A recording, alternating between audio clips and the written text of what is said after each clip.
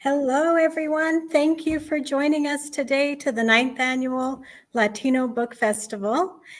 Today we have Xochitl Gonzalez with us, and I'm going to introduce a little bit about who she is. And if you don't know her yet, then you are missing out because she is awesome. She is a Brooklynite daughter of militant activists from the 1970s Chicano power movement. Her mother is Nuyorican, which is New Yorkers of Puerto Rican descent, and her father is Mexican American. She's a writer, screenwriter, and producer. And in 2022, she published her debut novel, Olga Dies Dreaming, which follows some of the contours of her life story, such as a wedding planner and a few other things. And it's also a larger story about resilient Latino communities that often go unseen, about class, identity, colonization, political power, and the American dream. Xochitl received her MFA from the Iowa Writers Workshop, where she was an Iowa Arts Fellow and the recipient of the Missioner I can't even pronounce that word. Copernicus Fellowship for Fiction. So she's got to fix that for me. And she was the winner of the 2019 Disquiet Literacy Prize. She's also contributed to The Atlantic, where her weekly newsletter, Brooklyn Everywhere, explores gentrification of people and places. A native Brooklynite and proud public school graduate, she lives in her hometown of Brooklyn with her dog, Hector Lavo. Yes. Yes. Did I get at least his name right? Yeah. I'm like, he's right there sleeping. Oh, he's beautiful. How cute. How Yeah. cute. So I do have to ask you about his name. Oh, yeah. Because He is named after Hector Lavoe, who is like known as the voice of like the classic salsa movement with Willie Colon. But I was living in Iowa when I got him, and I wanted to make sure everybody said it like we would say it at home, which is Hector. So it's spelled HECTAH. And so he's Hector Lavoe. So and it was so effective because I would go in Iowa to take him to the vet, and they'd be like, Hector? And it's probably the only dog in the world that has that name, but it's awesome. My sister had a border collie, and she named him Benito Juarez, which is one of the presidents of Mexico. So I truly thought, hey man, that's pretty awesome that you named your dog after a singer. So thank you so much, Xochitl, for being with us today. You have so much going on. I was reading everything about you before this, and I was like, wow, this woman is busy. That is true. I just finished my second book. So that was what I worked on most of the summer, which is really exciting. So, but I'm happy to be slightly less busy for just a bit of time. Yeah, I'm really happy to be slightly less busy. And like, I'm very bifurcated. You know, my mom's family is Nuyorican. We've got like a lot of like Italian extended family, like through marriage. And then my dad's family is Mexican American. My best friend is Mexican American. And so I go down to Mexico every December for Christmas. So I am like, I'm looking forward to it now. Like where I'm like, I need it. And I didn't go last year because I was worried about COVID, and my book was coming out on the 5th. And I was like, I just don't want to get sick and, you know, not be able to come back. Like I was like, so I'm just going to stay. And I was like in a hermetic chamber for like 10 days before my book came out. It was actually a little depressing. I didn't know then, because I've gone back to Mexico now, that when you leave, the COVID test that they were giving you was like a COVID test to make sure you left. I was like, Oh, okay, no. COVID. It was so like there. But I'm so happy to be here. And so, you know, thank you for libraries, and thank you for doing this festival. And you're just doing tremendous work right now. So we appreciate it. Well, thank you. And I think I just want to let everyone know you can check out a copy of Olga Dies Dreaming from the library at each location. We should have some copies. And I really loved this book. So I received this book as a gift last year, and I was I was just really excited to read it. Also because the cover is beautiful. I'm Oh, just she gonna did such a say, beautiful look at job. Yeah. that.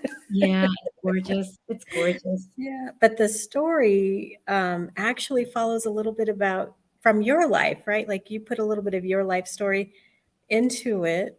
Yeah, more than I had wanted. It was sort of funny. I think originally I just sort of was really into this conceit of my parents were like, my mom's like less active as an activist now, but she also like kind of lives in an RV and just drives around like with her now husband. Like she's still pretty like low materialism, like low like lift kind of thing.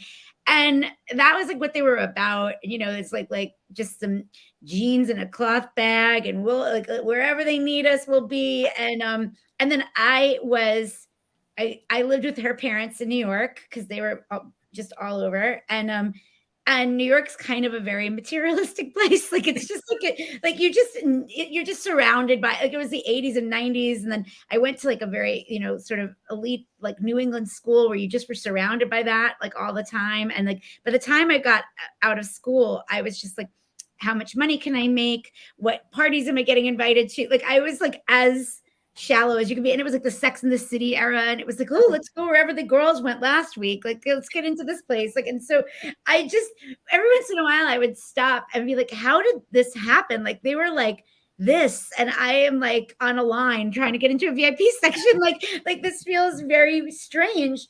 Like in one generation, like that we've fallen so fast in some funny way. And so I just sort of thought that was interesting. And even like, and my mother nor my mother's mother are the type to pull punches. And like, like it's like you would say something, she's like, oh yeah. Like, it was like, so nothing impressed her unless you were like, oh, I got this wrongfully imprisoned person out of jail. Like, she's like, that's amazing. But it's like, you're like, I'm in Brides magazine. It's like, who cares?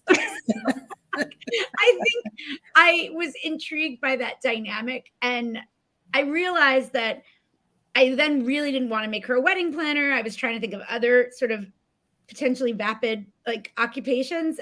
But I realized, although I enjoyed my time wedding planning and the people with it, but what I loved about it was that I wanted her to be a character that, as much as she's like changed her pursuits, like and the things that she maybe like that she's chasing after, still knows that we are all equal in the world, like all of our lives and our time matters. And it's partly like in the very beginning when there's the opening about the napkins, and she's stealing napkins from her client to take to her cousin's wedding, and she's like, why should my family have terrible rags because my cousin's dad was dyslexic, like it's like everybody like worthy of these things. So like I think I felt like when I was in the service industry and weddings in particular, your day, like the families would be terrible. And so they would be like terrible and be like to like the bus driver. Like, and I'm like, do you know that the bus driver driving the shuttle could break the day? Like, it's like he could literally throw the whole thing off the rails. Like he is our most valuable player. Like, and so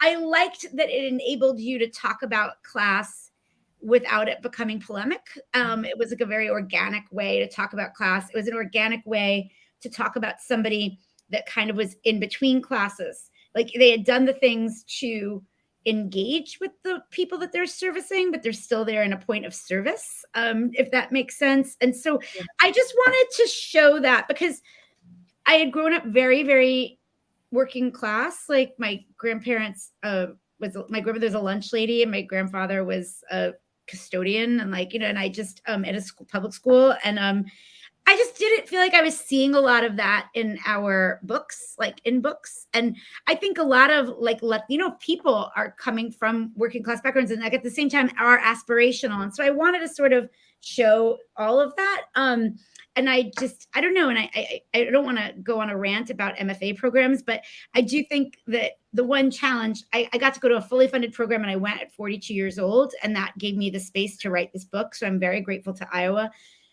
But a lot of the not fully funded programs, you would get people that don't think about money at all. And so you end up with these books where I actually think most Americans most people living in a capitalist society today think about money a lot, right? Because we have to, Yeah, especially now, especially right especially now. now, Yeah. especially now. And I just didn't think I could really write about a single woman and not have her think about money, Yeah. like trying to make it in a city. And so it answered a lot of questions to keep my occupation, to keep my past occupation. And so I think between that and the mom thing, then I made very conscious efforts of things that were going to be different. So her mother leaves when she's much older than my mother left, because I wanted to enable her to be a more angry person.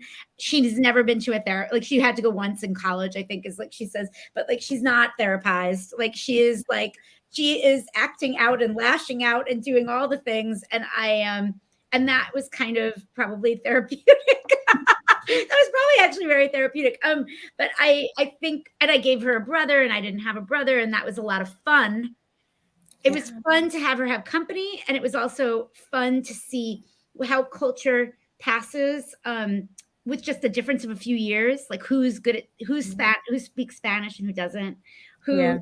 who feels really connected to the culture, how do they feel differently about their parents because they left at different critical age points. And I found that really interesting, and I thought it was also a great way to see around them, because nobody can get under your skin like your sibling can in that way. Yeah. That's true. That's true. And that's what I loved about your book too, because I really think, here in Pueblo, we have a strong influence of the Chicano movement. Is a Yeah. very important part of Pueblo and Colorado, but Pueblo, we have like real significant leaders in that movement here, and we're also right now, we're slowly doing this, but we're actually going through a gentrification experience now Yeah. on the east side, which is a side that has been undergoing a lot of changes, Yeah. and throughout the city. And Colorado has been changing a lot over the years. Yeah.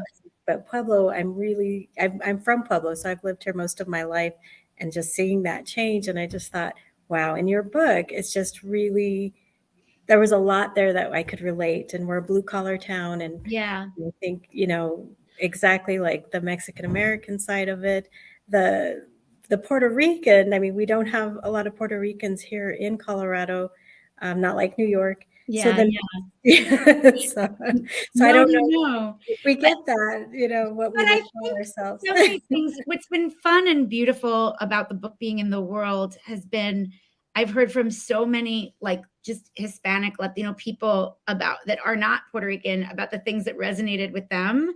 And I do think that they're having both, being part of both things. I know a lot of the things that are super different, but then there are these things that are universally the same that are fascinating. And I just about the gentrification thing, what I really wanted to say, and I just I was in Santa Fe. I was down in DC for the National Book Festival, and I was in Maryland around DC.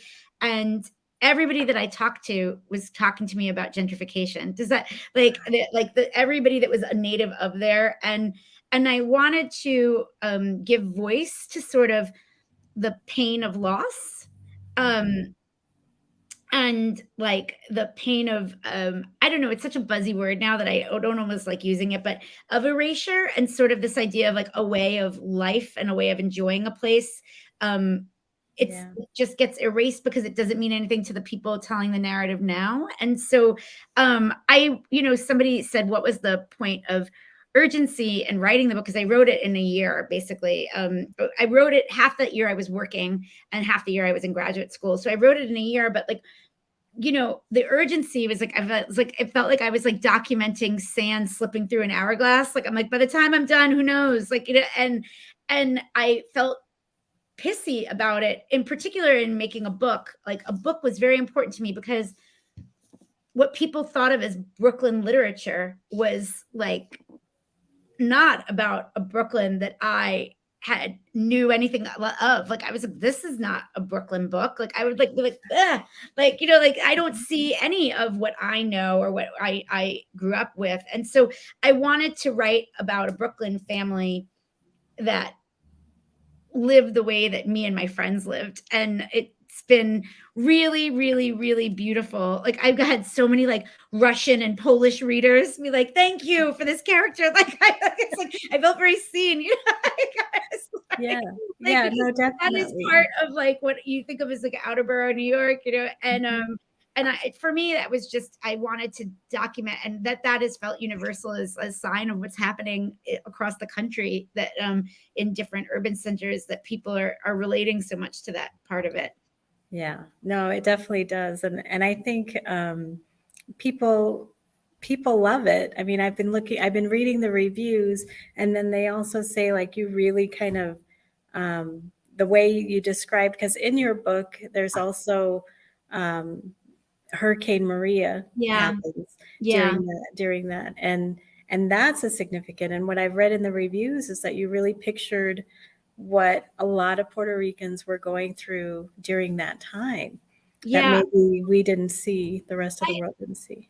I wanted to also point out the dual sort of the dual destruction of colonialism in that regard, because the Nuyorican identity was a result of colonialism of the U.S. and Puerto Rico, where it was like there was corporate takeover of the farms, and all of the people that used to be farm workers on private farms sort of needed to go, were like enticed to go and get factory jobs in cities, and you know, and so because it was cheap labor and they were already citizens, and so they came to New York and New Jersey and Massachusetts and Chicago and Philadelphia. And then the factories closed. And then there's gentrification. And then suddenly there's like these cultures had formed that are now getting decimated. And then I was watching that happen post Maria, where it's like, okay, so now the actual motherland culture is getting decimated because of this sort of venture disaster capitalism that was happening.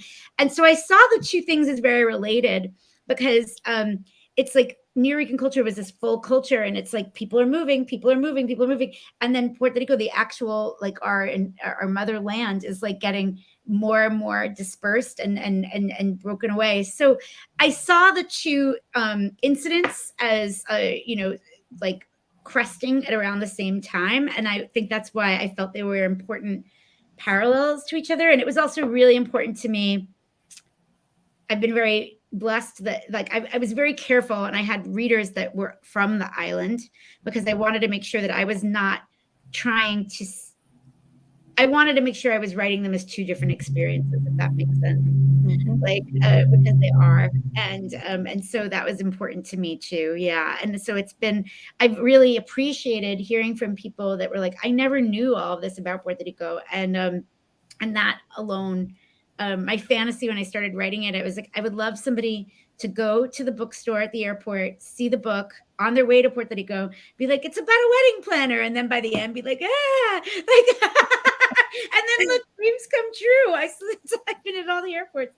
Yeah, it's so much more than that. Yeah, it is awesome. I mean, you did a great job, and I'm wondering, like, did a lot of those characters in your book, besides your own life, did you take it off of anybody else? Because your brother in the book, the brother in the book, Preto, he had a lot going on. He had a lot going on. You know, he was like a bit of a composite of a bunch of men that I've known over the years, and some politicians that I've known. And like, I really though wanted to pay homage to the sort of role that Latino men have to play publicly, in general. And I wanted to pay homage to the pressure of politicians. I think of particularly minority politicians. I think that they are forced into this box of celebrity if they have any like charisma. And I don't know. I think that can be confining. Any box can be confining. And I wanted to also really, because it's real. It's like I know men like this. I know women like this. I think that the conversation about sexuality has beautifully evolved, but everybody hasn't moved as fast as the conversation. And Exactly.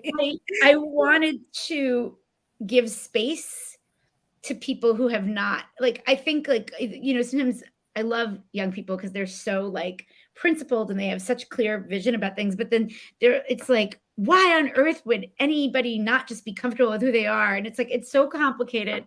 Like, it's so complicated. Like, and and I think, and I don't know that people realize, like there's a line or something where he talks about Ellen DeGeneres hadn't had her talk show yet, and Jim McGreevey hadn't resigned. And it's like, it sounds silly, but then at the same time, these things are things that start to shift your mindset or a cultural mindset. And when you were an adult before those things happened, it's much harder to, and so I wanted to sort of just remind everybody that we're not baked just because we hit a certain age. Exactly. And we are still influenced and changed by what we see on Yes. TV and Yes. everywhere. Yes. It affects everything. Yeah. Yeah. No. I love how you say that with the younger generation. It's as they get older, they'll figure it out. Oh, I know. It's like, there's like a great Mexican saying, like flies land in open mouths, like it's like you just sort of know. You're like, we'll just wait it out. So in the chat, I also sent a link to if anybody wanted to join your newsletter or to get free issues of your newsletter through the Atlantic. Oh, beautiful, yes. Yeah, so that for Brooklyn Everywhere, because they might be interested, especially because it is focusing on gentrification, and since we are experiencing it now, might be helpful for us as well. Yeah. No, and I do touch on random other topics, but I mainly talk about lots of different aspects of gentrification, which has been kind of fun and interesting. And yeah. I wrote about refusing to gentrify my cleaning products a few months ago. Like,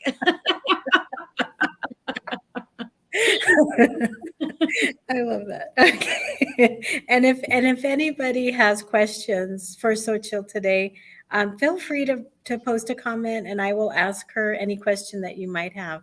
But I also wanted to know, Xochitl, what are you planning on doing now? Because you just said you just finished writing another book. I did just finish writing another book. I just handed it into my editors, so I'll have to get notes. But that's very exciting. And it's another sort of big book in that it's broad and encompasses a few things, but it tells, it's a braided novel that is a campus story, kind of coming of age campus novel about a young Latina at a predominantly white Ivy League school. And she's studying art history, and she's sort of a little wayward and like not unsure, and falls in love with the hot artist on campus. And it comes with both good and bad things. And it's interwoven with a fictional retelling of the life and afterlife of Ana Mendieta, who was a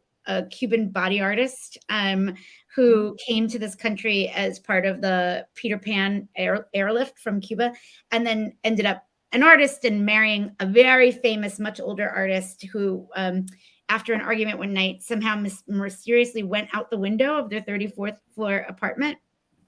And oh my gosh. Yeah, and so this is an imagining of the happenings after her death, as told by her and lived through him. And I will just say that the two stories do come together, and she's a very active ghost. And and it's actually, thematically it's been really interesting because it's about finding place and who can be erased and who does not, and about power at large, but also power within relationships, and particularly like male and female relationships, and what roles like envy and what roles like gender and these things are supposed to play. And so and institutions, like it's a lot about institutions. And so I'm really interested in it. That came from a super personal story too, which is that I was an art history student, and I was studying this guy for like weeks and weeks. And then one day, months later, I stumbled upon a book in a used bookstore, and I was like, wait, what? This woman was murdered by the guy I just spent 4 weeks studying. Like, you know, like I was like, what? Like, and it was like I'd gone to school and I'd not seen anybody but a white male artist for like 4 years of art history. And suddenly I've discovered this, like, you know, I'm like 21 and, you know, Latina and like reading, looking for anything like me. And it was like, not only did I not learn her, they didn't even tell me that he had killed her. And so it was just this weird moment, you know, like this moment. And I thought the idea of what would that, had I discovered that sooner, or what would that have done for my sense of place or entitlement or justice, and like, and I found that really interesting. And I found the idea of inverting a victim. Like a lot of crazy things happen in the book and there's no victims like anywhere. I like that. That's a challenge for me. And I think the mission of mine is like, I think Latinas are so strong because we are full of heart and so ambitious, and we take care of our families, and we are just pulled in 900 directions, and we show up in all of them. And I feel I want to just pay homage through beautiful words to that. And so that's sort of been a pleasure of writing this book. Wow. Wow. It's a pleasure reading your book.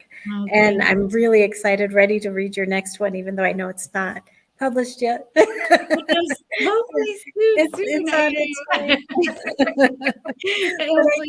I think you do, like, I mean, I love reading historical fiction. But what I really enjoyed about your book is it's contemporary, but it still brings a lot of history in there. Yeah.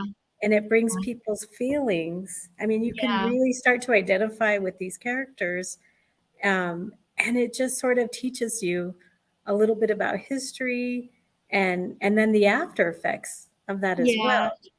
Yeah. And I definitely think, you know, that's also sort of, I think it took me a while to figure out that fiction was the repository for all the complicated things happening up here.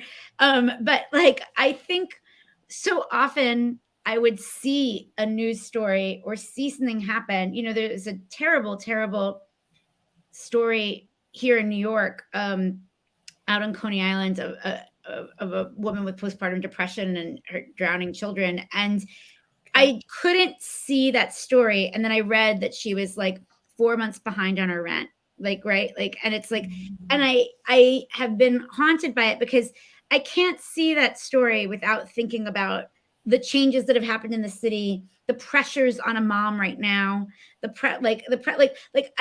think I can't, I have a challenge of just seeing things as very black and white, you know, like, and I think we're all a sum of our parts, but of the things that came before us, of the things that come, you know, the things that will come because of the things that we do. And and so I do think that comes out. I had actually walked away. What I'm going to work on next, I had walked away from a book midway through deciding to work on this one. And I'm going to go back to it because I just got myself into a bit of a corner. And I said to my agent, I was like, I'm going to force myself to just tell it in one timeline and just keep it present. I was like, because I want to force myself to make people live in the hard feelings. And I think that'll be a challenge for me, because it's not that I want to narrow the worldview as much as like I want to just practice that and like and also give some space to that too. Yeah. Wow. So do you get yourself in corners a lot? No, you know, not too much. Like, this was a funny one because I started it when I was in Iowa, and I really like the writing, but like, I think the challenge when you want to make sure your work is about something is like, how do you not make it polemic, you know? And I feel like, I think after that, sort of getting into that corner, I then was like, it became very clear. I was like, why it felt polemic was because I didn't know who I was writing it for. And now I know who to write things for. Like, I'm very clear. And it's even clearer now because my audience ended up being exactly who I'd hoped my audience to be. And then some, which was nice. But like, it was just so lovely to now know. I was like, this is who I was writing it for, and this is who it found it. Awesome. Awesome. That sounds amazing. So now I can't wait to read your third book. That's going to be ready. Oh my gosh. I know. I was like, we can't get ahead of ourselves. Lots of work still to do on the second one, but hopefully it'll be coming to you soonish. Awesome. Great. So I do want to talk a little bit about your name Yes. because Xochitl is, A am very I Mexican pronouncing name. it Yes. right? Yeah. Yes. That's my dad's pick. If I was a boy, I would have been Alberto. So, Mhm. because I would have been named after my maternal grandfather. But so that was my dad's pick. But it was interesting growing up as a Sochi in New York because until like maybe the 90s, we didn't have a giant Mexican population in New York, or like the mid 90s, So it was a very unusual name in New York. And then I would go and see my dad's family in California, and I was a dime a dozen. Yeah. In Colorado, I know a few Xochitls here in Pueblo even, but it is still kind of a new name for us as Yeah, well. Yeah. yeah. Yeah. It It's is a a beautiful beautiful name name, though. though. I And know. it's I mean, yeah. as you get older and more confident, you are more okay with like teaching people how to say it and being like, I don't have a nickname now. But it means flower, Yes. right? In Nahuatl, which is Now, the well, Aztec and language. she's also the Aztec goddess of fertility.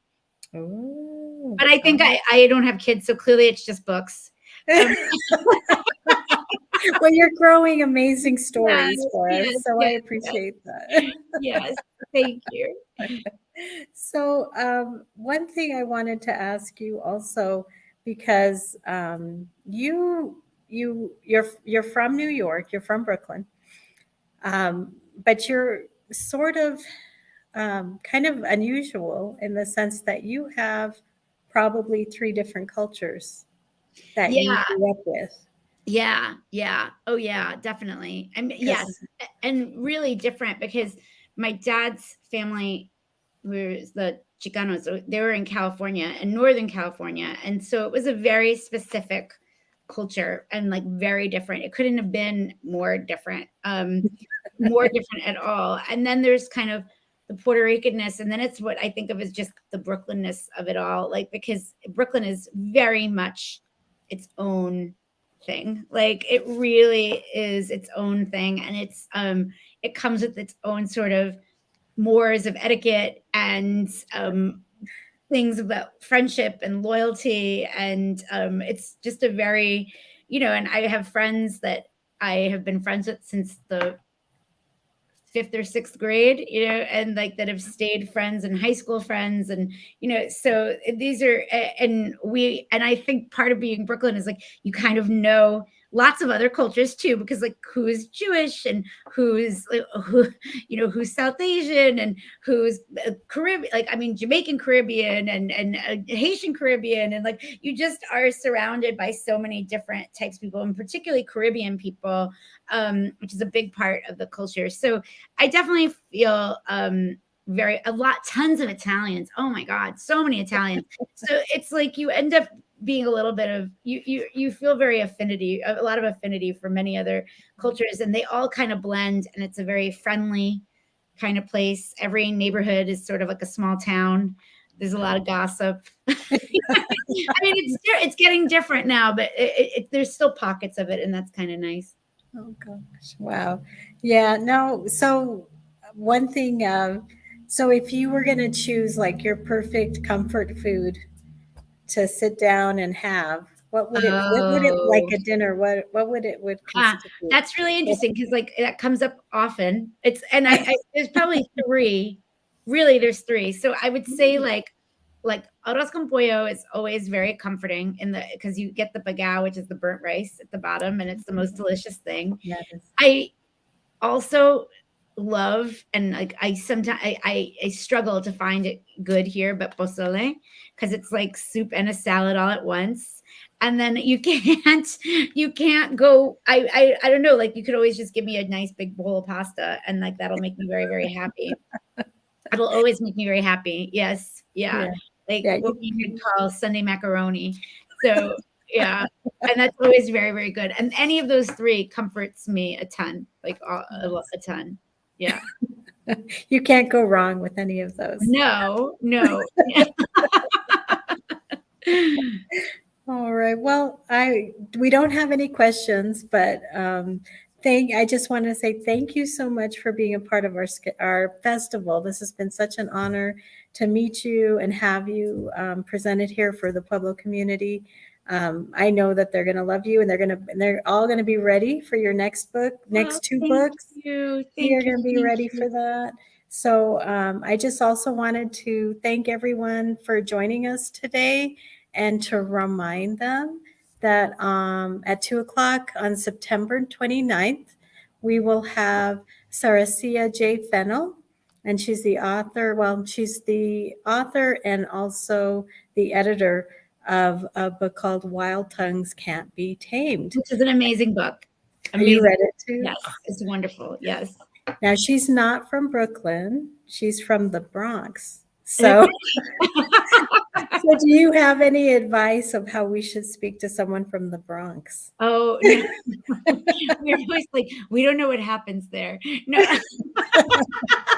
It's all these different little communities, right? There's so many different communities. Actually, though, I will say the Bronx is actually very diverse within its Latino-ness, but it's very Latino, and it's so interesting because my best friend is Mexican American from California, and we pulled up, and like I just assume like everybody I see in the Bronx is Latino, and like she was like trying to park a car, and I was like, there's two black men, and I was like, it's because you're talking to them in English. She was like, I don't understand what's wrong. I was like, because they're Dominican. I was like, and so as soon as she started speaking in Spanish, I was like, oh, I'm so sorry. Like I was like I love it because it's like you will now have Salvadorans, you'll have Dominicans, you have like Panamanians, Cubans, like it's just like a breath of Puerto Ricans, like it's a beautiful diaspora of Latinidad in the Bronx, which is kind of fabulous.